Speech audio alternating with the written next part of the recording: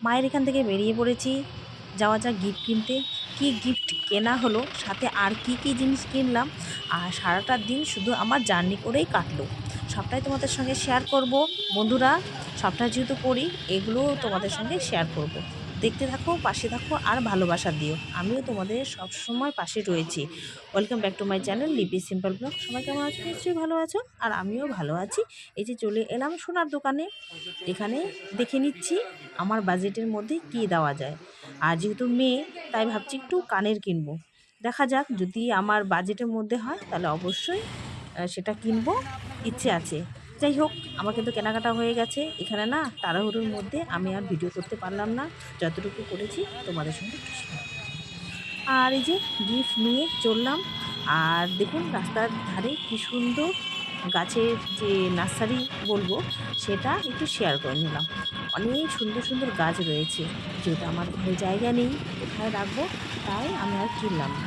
সোজা চলে গেলাম বাস স্ট্যান্ডের দিকে। যাওয়ার সাথে সাথেই বাস পেয়ে গেছি, উঠে পড়লাম বাসে। একা একা কী করবো, তাই তোমাদের সঙ্গে শেয়ার করবো বলে এই ক্যামেরাবন্দি করে নিলাম। দেখুন জলপাইগুড়িতে কী সুন্দর একটা বড় হাইকোর্ট হচ্ছে, অনেকটা বড়। সেই অনেক দিন ধরেই কাজ চলছে, এর আগেও হয়তো আমি শেয়ার করেছি। আর এখন যেহেতু আমি দিনের বেলা যাচ্ছি, আরও ভালোভাবে শেয়ার করার চেষ্টা করলাম। জানি না কতটা পেরেছি, যতটা পেরেছি ততটাই আমি শেয়ার করলাম। আর দেখুন কত বড় বড় বিল্ডিং হচ্ছে, দেখেও কিন্তু খুব ভালো লাগছে। এই যে বাসে বসে বসে বোর হচ্ছি, কিচ্ছু করার নেই। একাই এসছি, একাই যেতে হচ্ছে। আর তার মধ্যেও রয়েছে প্রোগ্রাম সন্ধেবেলা। আর তিস্তা ব্রিজটা একটু তোমাদের সঙ্গে শেয়ার করে নিলাম। দেখতে খুবই সুন্দর লাগে। ওই সাইডটা যদি বসতাম তাহলে হয়তো আরও সুন্দর লাগতো দেখতে। ওদিক দিয়ে মাঝে মধ্যে ট্রেন যাতায়াত করে সময় মতো। এই সাইডে বসেছি, তাই যতটুকু পারলাম তোমাদের সঙ্গে শেয়ার করলাম।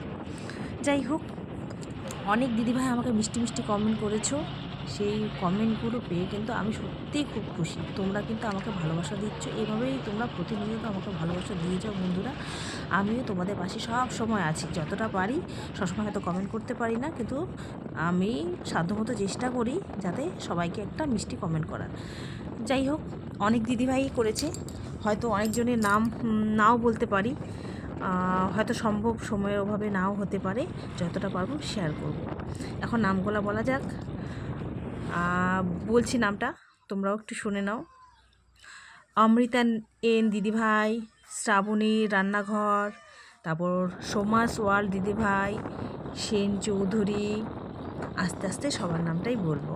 রঞ্জিতা করক দিদিভাই, তারপর তনুশ্রী রান্নাঘর রয়েছে, আজব্যান্ড লাইফস্টাইল দিদিভাই, শম্পা কিচেন, জীবনের ওঠাপড়া, তুলি দে, সুমি দিদিভাই, তারপর নতুন একজন দিদিভাই হয়েছে ফ্রি টাইম, ওনার নামটাও একটু বলে নিলাম। মধুশ্রী মান্না দিদিভাই রয়েছে, আর রিমি লাইফ, তনুশ্রী কুণ্ডু দিদিভাই, তারপর রয়েছে সোমাস ডেলি ব্লগ।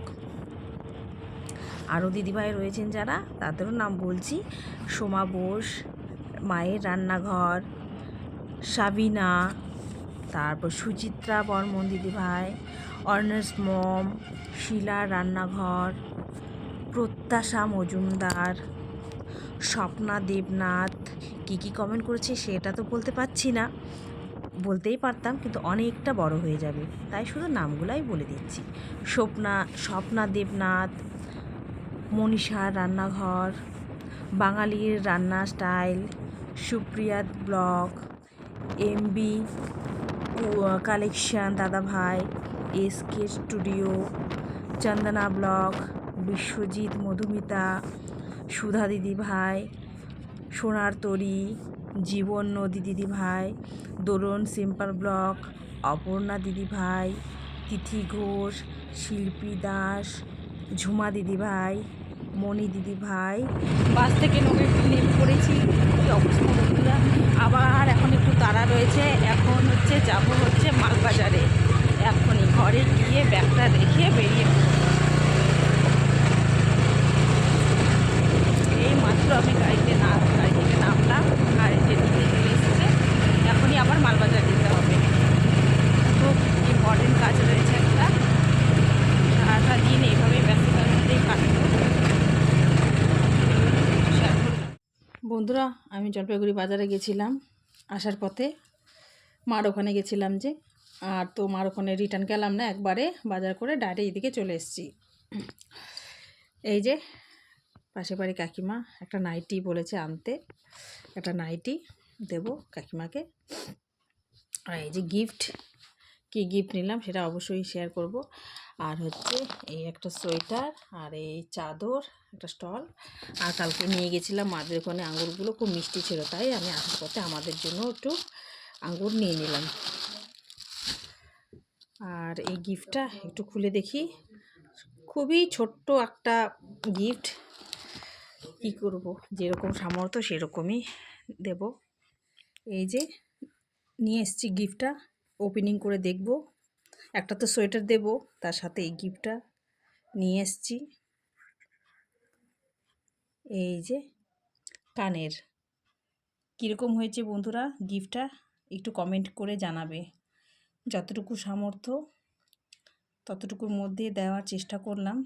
এটাই আমার অনেক চাপ হয়ে গেছে, তাও কি করব, একটু শেয়ার করলাম। ছোট ছোট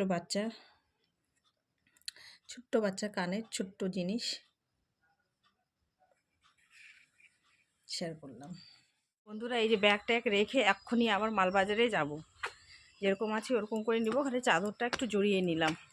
চাদরটা কিন্তু আজকেই নিয়েছি জলপাইগুড়ি থেকে। কীরকম লাগছে কমেন্ট করুন, দিয়ে দিলাম গায়ে। আর শেয়ারও করতে পারলাম না, বাবু এসেছিলো, ঠিকমতো রেস্টও করতে পারলাম না, খাওয়া দাওয়াও কিছু করলাম না। সকালে খেয়ে আসছি মার ওখান থেকে, ওটাই একদম সময় নেই হাতে, খুব সময় কম। আবার এদিকে অন্নপ্রাশনেও যেতে হবে, খুব তাড়াহুড়োর মধ্যে আছি। আমার জীবনটাই ব্যস্তময় জীবন হয়ে গেছে, সত্যি ব্যস্তময় জীবন। একটু শেয়ার করলাম বন্ধুরা। ওকে বললাম যে গাড়িতে যাই, ও বলছে স্কুটি নিয়ে যাবে।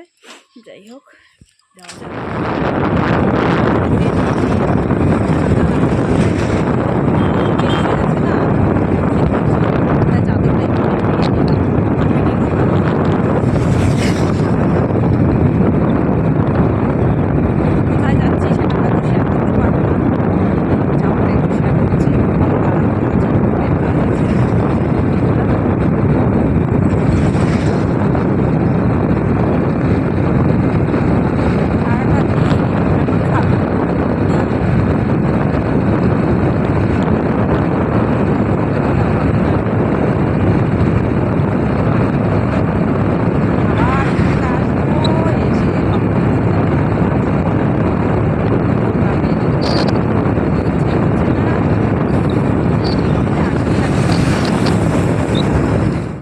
আরও দিদিভাই রয়েছে, যেমন রূপা সাহা দিদিভাই, জে রয় দিদিভাই, আরও নতুন আরও অনেক বন্ধু হয়েছে নতুন।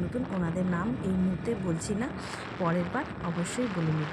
আর আমি জার্নিটা করতে করতে সব দিদিভাইদেরই মোটামুটি নাম বললাম, হয়তো কয়েকজন ছুটে গেছো দিদিভাই, মন খারাপ করো না।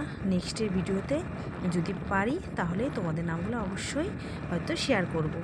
আর তোমরা এমন মিষ্টি কমেন্ট করো না, তার জন্য আমি শেয়ার না করে আর থাকতে পারলাম না।